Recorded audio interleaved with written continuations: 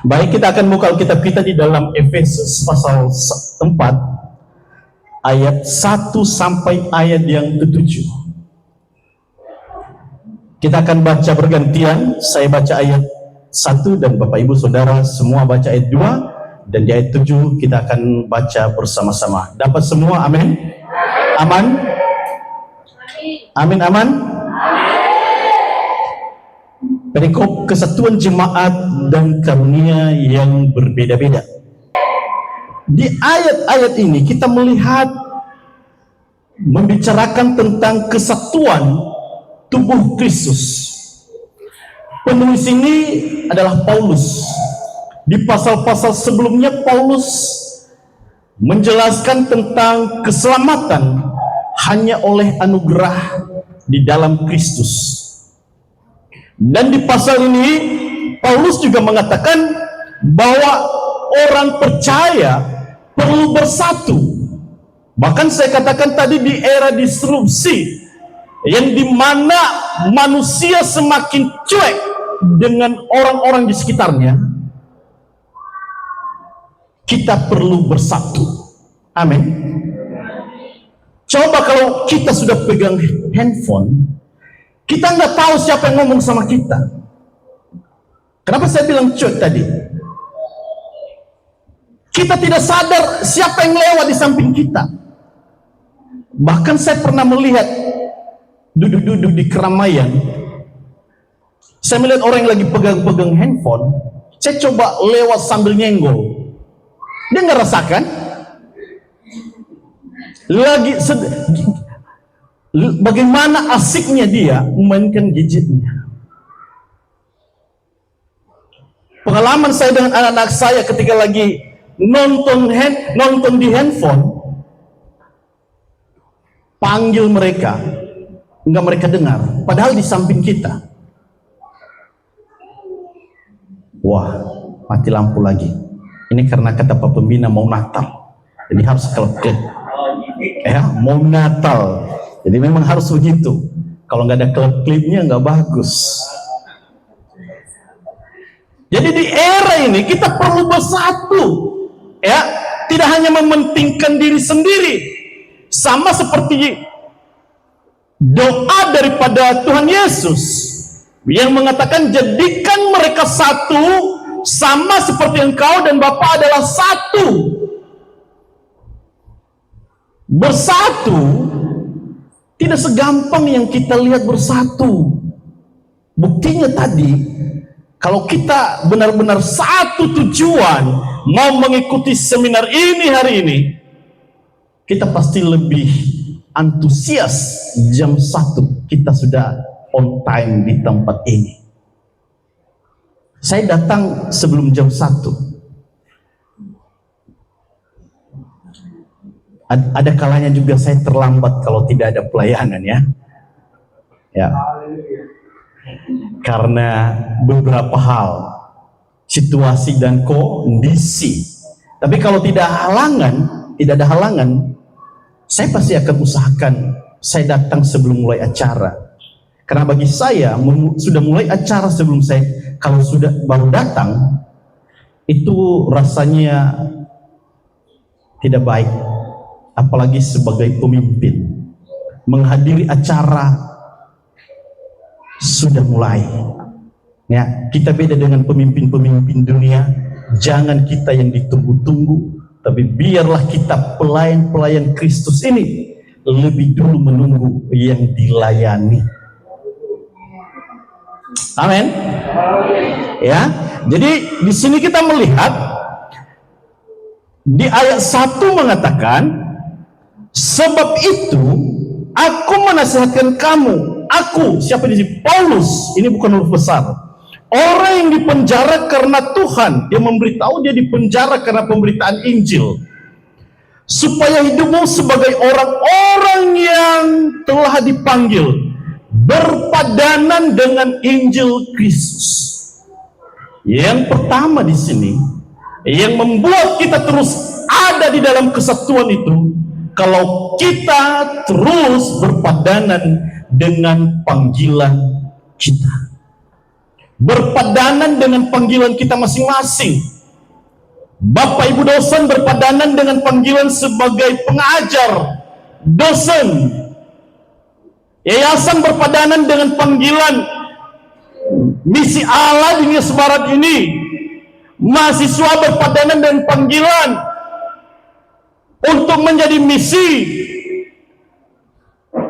Kalau kita sadar akan panggilan kita masing-masing, tidak ada yang mengatakan itu bukan saya. Tidak ada yang mencoba-coba untuk memecah. Tidak ada yang mau merusak persatuan. Perpecahan itu Paulus katakan di jemaat Korintus. Kami pelajari dulu, perpecahan itu seperti kain yang sudah kusam, yang sudah sobek-sobek. Perpecahan yang terjadi kalau terjadi perpecahan, artinya tidak bisa lagi digunakan dan tidak elok untuk dipakai. Ada yang mau pakai kain yang sudah kusam, sudah kotor, sudah sobek-sobek? Nggak ada. Dan itulah kalau terjadi perpecahan, modelnya seperti itu, tidak ada gunanya.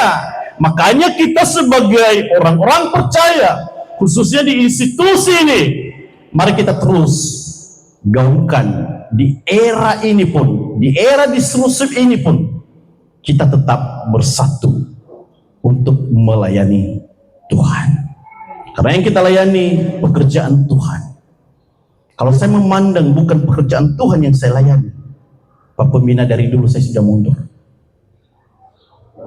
Ibu Pembina saya dari dulu sudah mundur. Ya. Kalau bukan pekerjaan Tuhan yang kita layani, kalau kita hanya memandang manusia, melihat kelemahan sana sini, ya, kalau kita berpadanan dengan panggilan kita dipanggil untuk apa? Ya, kita dipanggil ada di tempat ini untuk apa? Bagi anak-anak mahasiswa, kalau engkau mengerti panggilanmu, tentunya engkau tidak akan salah tujuan, salah apa yang kau kerjakan di tempat ini.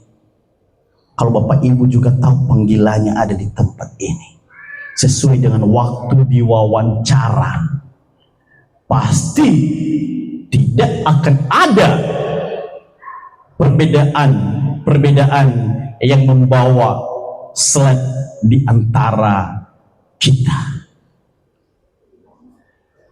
Kita berharap itu tidak akan terjadi di lembaga kita dan di institusi kita.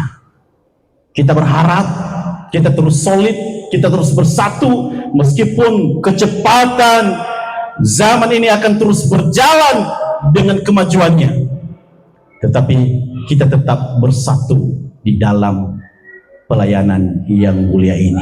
Amin. Ini tema yang sangat baik yang diangkat. Ya. Bagaimana kita cara memelihara kesatuan itu? Di sini dikatakan di ayat yang kedua, 3, hendaklah kamu selalu rendah hati, lemah lembut, dan sabar. Tunjukkanlah kasihmu dalam hal saling membantu, dan berusahalah memelihara kesatuan roh itu, oleh ikatan damai sejahtera. Jadi untuk kita bisa memeliharanya, untuk kita bisa terus memelihara kesatuan itu di lembaga kita, di institusi kita yang ada di tempat ini, kita harus bisa, dia katakan, tetap rendah hati. Rendah hati ini bukan rendah diri. Rendah hati ini dia selalu mengutamakan yang lain. Ya, saya pelajari rendah hati di sini dia katakan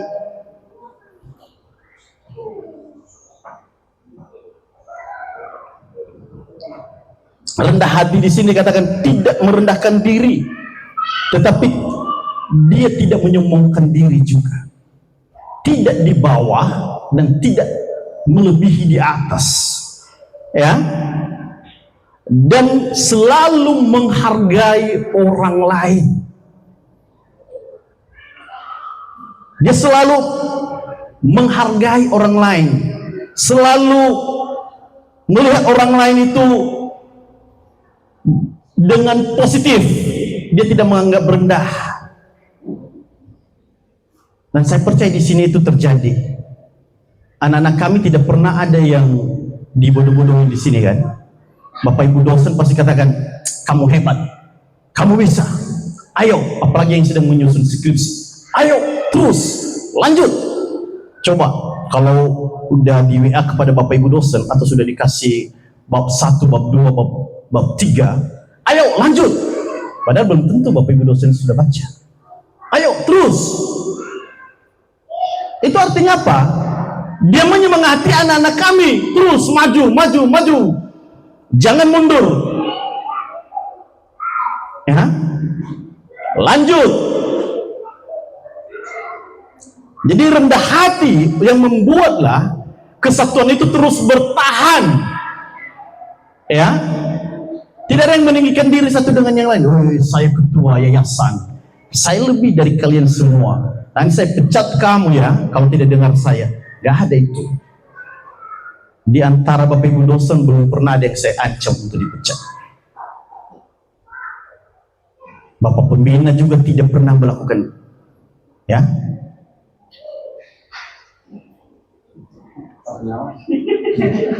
Pak pengawas, saya belum dengar Pak.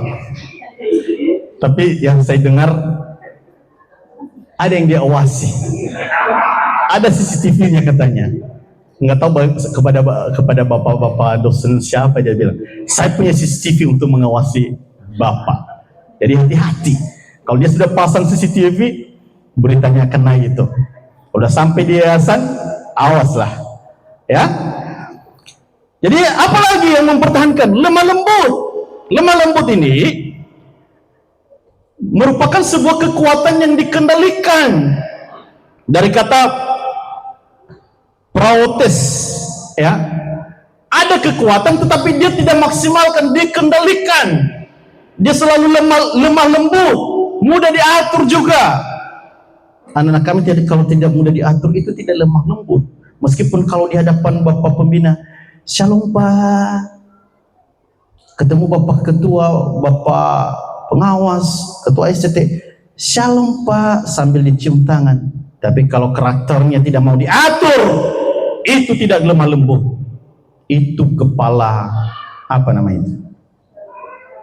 Hah? Kalian sendiri yang bilang lah. Kalau saya yang bilang keras sekali nanti. Apalah Bapak ketua yayasan ini.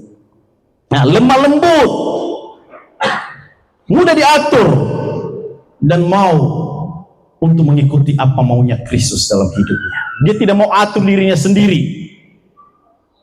Ya, mudah dibentuk. Itu lemah lembut. Itulah dasar yang membuat kesatuan.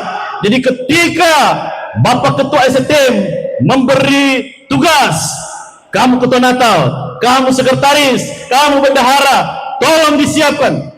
Nggak ada yang bilang, nggak, saya nggak mau. Nggak ada. Ya, kalau di mahasiswa diperintahkan kerjakan ini, nggak ada yang sembunyi-sembunyi tidak mau turun untuk kerja. Lemah lembut, dia mau mengendalikan walaupun dia bisa melawan, dia bisa melakukan perlawanan dari apa yang dihadapi, tapi dia mau memberi diri untuk dibentuk. Itulah lemah lembut yang Tuhan yang mau dan yang membuat kesatuan di dalam institusi kita terus berjalan. Ya, saling menanggung, ya, menahan diri, mau menerima orang lain meskipun ada perbedaan. Kita mau terima dia apa adanya meskipun ada perbedaan. Kita sadar meskipun Bapak Ibu dosen sudah memiliki gelar S1, S2, S3, bahkan nanti kelak akan ada profesor. Tetapi kita sadar bahwa hidup kita ini tidak sempurna. Tanpa orang lain, kita tidak akan sempurna. Kita butuh orang lain sebagai makhluk sosial. Ya, jadi saling menerima meskipun ada kelemahan, ada perbedaan. Oke lah, saya mengerti. Kalau rekan-rekan saya itu ada yang rambutnya tidak tumbuh sampai sekarang, masih imut-imut. Jadi mulian kami. Ya. Tapi di sisi lain dia ada kelebihan daripada kita. Ya. Oke lah, dosen-dosen tidak puas dengan kinerja yayasan, tidak puas dengan kinerja ketua. Tetapi di sisi lain ada kelebihan dia. Ya. Minimal berat badan. Secara fisik itu. Karena tadi dia bilang sama Hawa, kalau soal yang lain dia tidak bisa, yang lain bisa disamakan, tapi soal itu nggak bisa. Ya, memelihara kesatuan roh. Ya, itu lagi yang membuat kesatuan itu tetap ada, memelihara kesatuan roh. Tetap ada fellowship. Tetap saling menyapa. Ya, dalam fellowship itu doa bersama, kita ibadah bersama. Di situ juga kita memelihara kesatuan roh kita, kesatuan roh di dalam ST ini. Ya, kesatuan bukan hasil usaha manusia, tetapi itu karya daripada Roh Kudus yang memberikan kesatuan bagi setiap kita orang-orang percaya. Ya, jadi ikatan damai sejahtera dikatakan di situ, damai yang bukan hanya tanpa perkelahian, tetapi persatuan yang penuh dengan kasih. Bukan hanya kita bikin ada damai, tapi nggak ada masalah, nggak ada kekurangan, nggak ada perdebatan, ada. Tetapi kalau di dalam hati kita ada damai, perbedaan-perbedaan itu akan menjadi warna pemersatu. Ya, jadi Bapak Ibu Saudara yang terkasih, apalagi ya, di situ kita melihat di ayat-ayat seterusnya untuk kita bisa tetap dalam kesatuan juga. Apa yang kita pegang? Di situ dikatakan di ayat yang keempat dan 6. Satu tubuh, satu roh, sebagaimana kamu telah dipanggil kepada satu pengharapan yang terkandung dalam panggilanmu. Satu Tuhan, satu iman, satu baptisan, satu Allah dan Bapa dari semua. Allah yang di atas semuanya, semua, dan oleh semua, dan di dalam semua. Ini saya melihat dasar-dasarnya, azas-azasnya, satu, dikatakan di situ satu roh, satu iman, satu baptisan, satu Tuhan Yesus Kristus, satu Injil yang kita beritakan, tidak ada Injil lain, satu harapan, satu Allah dan Bapa di dalam Tuhan kita. Jadi nggak ada perbedaan.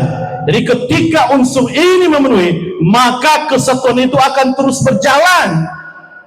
Tapi kalau ada perbedaan-perbedaan, ada Injil lain yang diajarkan, ada roh lain yang ada iman yang lain selain daripada iman kepada Yesus Kristus sebagai Tuhan dan Juru Selamat, maka kesatuan itu akan pecah. Saya percaya di tempat ini Injil yang kita ajarkan adalah Injil kebenaran, kabar baik, kabar sukacita.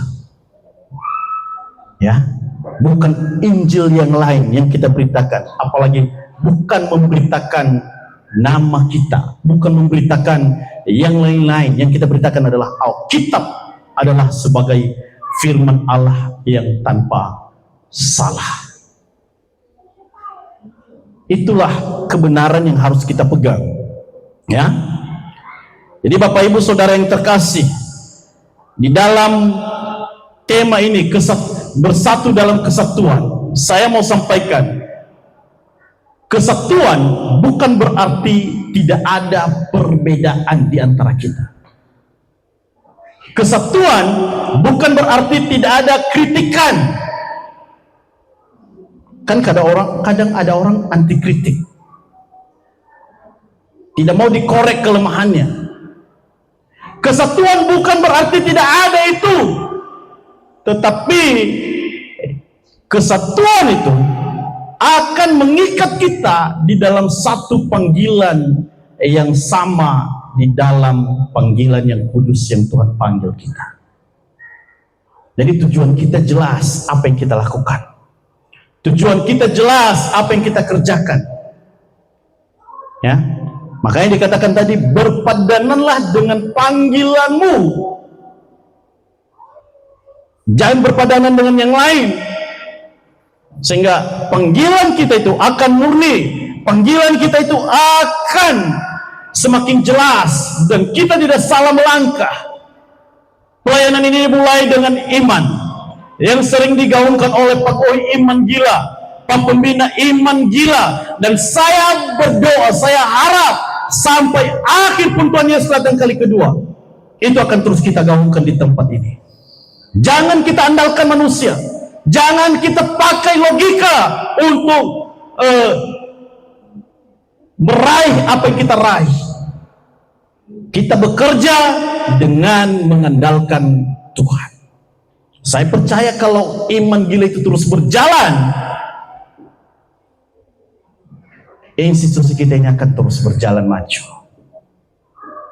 Pelayanan ini akan semakin besar.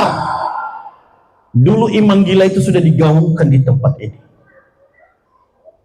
Secara fisik terjadi. Dan secara pelayanan sudah terjadi. Di mana-mana alumni sudah ada. Kalau di saat sudah seperti ini, iman itu hilang, apa jadinya? Makanya kita sebagai pemimpin, iman itu harus terus aktif di dalam hidup kita.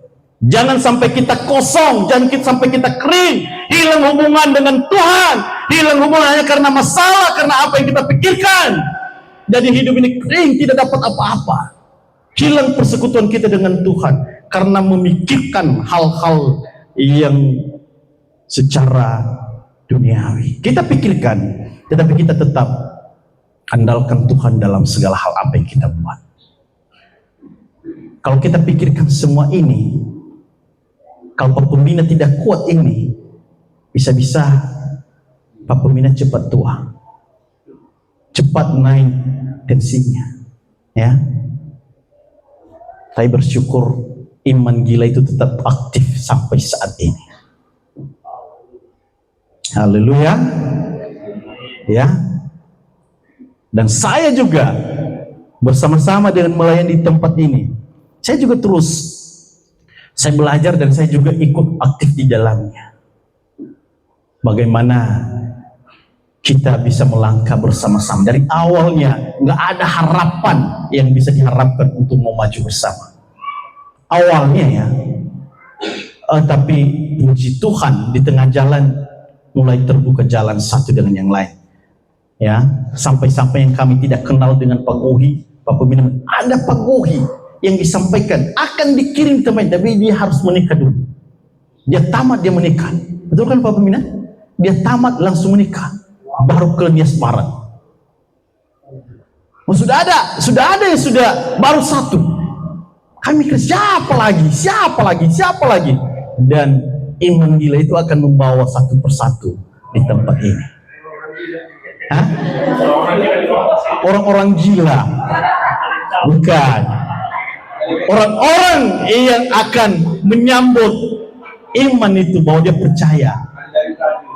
Dari Brazil mau hidup di Hespara dengan kemiskinan yang ekstrim, ya, sehingga di saat-saat ini kalau mau ke Gunung Sole, mau ke Medan harus naik perahu. Nggak apa-apa, naik perahu sedikit, itu Titanic Nias Barat awal-awalnya, Ya.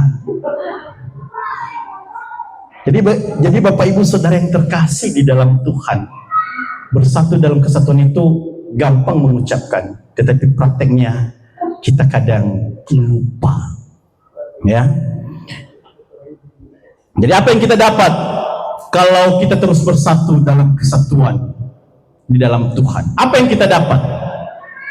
Pertama, kita akan melihat kemuliaan Tuhan dinyatakan. Kita akan melihat Tuhan dipermuliakan di dalam pelayanan di tempat ini.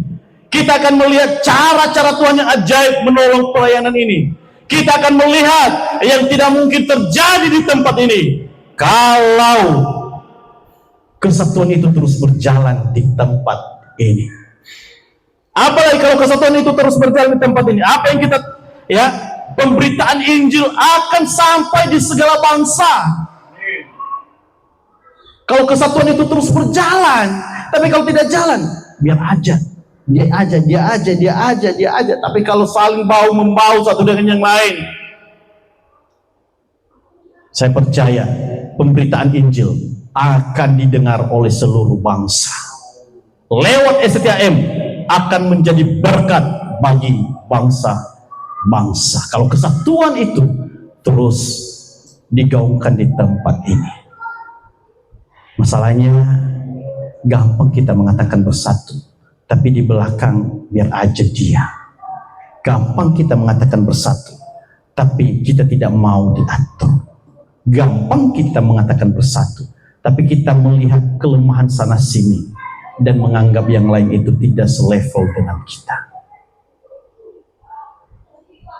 Kalau kita berpadanan dengan panggilan kita, kesatuan itu akan terus berjalan di tempat ini. Oleh sebab itu, bagi anak-anak kami mahasiswa, bagi kita semua hamba-hamba Tuhan yang diurapi Tuhan, firman Allah mengajarkan kita hari ini untuk kita tetap di dalam kesatuan, ya, supaya kesatuan itu akan membawa kemuliaan bagi nama Tuhan, akan membawa pemberitaan Injil semakin tersebar. Dan kita melihat juga di ayat ke-7, karunia-karunia itu akan semakin digaungkan, dinyatakan. Kita punya karunia berbeda-beda. Berbeda-beda, nggak akan sama.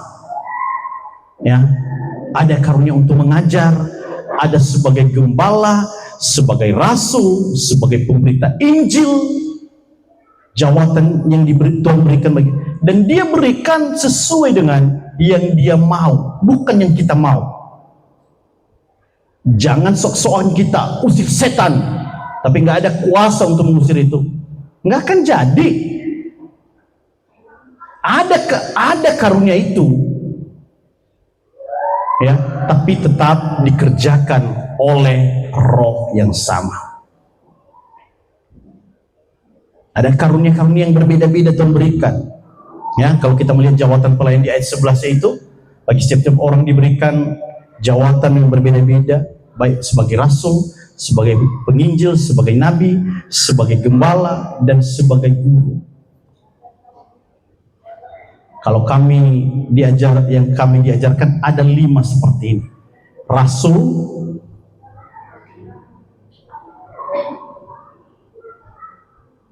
penginjil, nabi, gembala, pengajar. Kami diberi 5 jari ini. Rasul ini yang besar, yang di mana-mana dia buka pelayan-pelayan di mana-mana. Dia bisa melakukan hal-hal yang besar.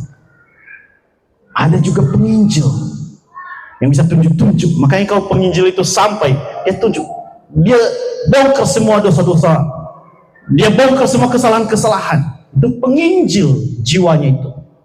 Ada juga penginjil, rasul, penginjil, nabi. Ada juga yang bisa, dia tahu apa-apa yang terjadi, dia bisa dapat penglihatan, ya. Dia melihat ini, dia melihat di ST ini, asal dia jangan melihat di sini ada roh yang lain, ya. Gembala, yang kita kenal dengan pendeta. Di Alkitab nggak ada kata pendeta, tapi hanya gembala yang mengembalai domba-domba Allah, jemaat Tuhan. Gembala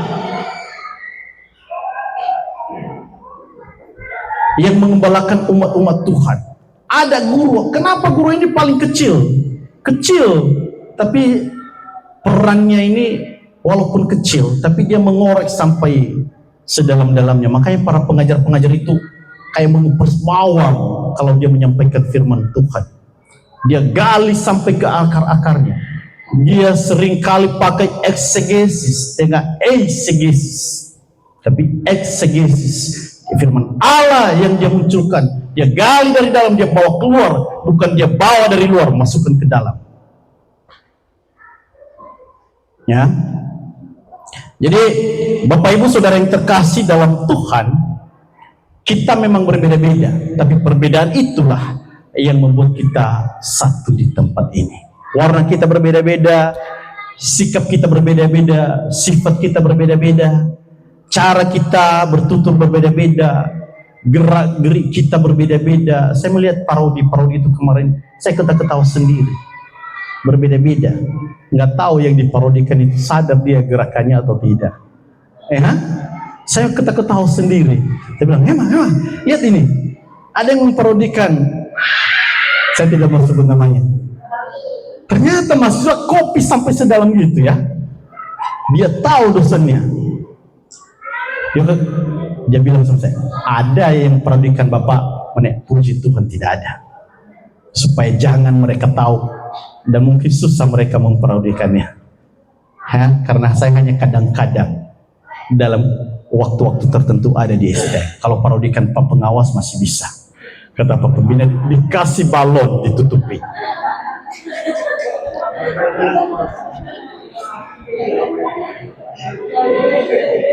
Ini tidak main fisik ya. Ini arahan Pak Pembina. Kalau sempat ada, pakai balon katanya. Ya. Dan saya sudah dengar arahan itu. Saya cari-cari di YouTube-nya Pak Ketua SCT, nggak ada ternyata ya. Ya. Udah lewat. Wow. Luar biasa. Inilah pengawas yang benar-benar mengawasi dengan baik. Tidak salah dia pengawas. Nggak ada yang berani bilang kan. Hanya pengawas. Ya, jadi sudah lewat katanya. Jadi firman Tuhan saya tibakan sampai di sini. Dan kesatuan itu akan membawa kemuliaan bagi nama Tuhan kalau kita terus gaungkan, terus kerjakan di tempat ini. Tuhan Yesus memberkati kita.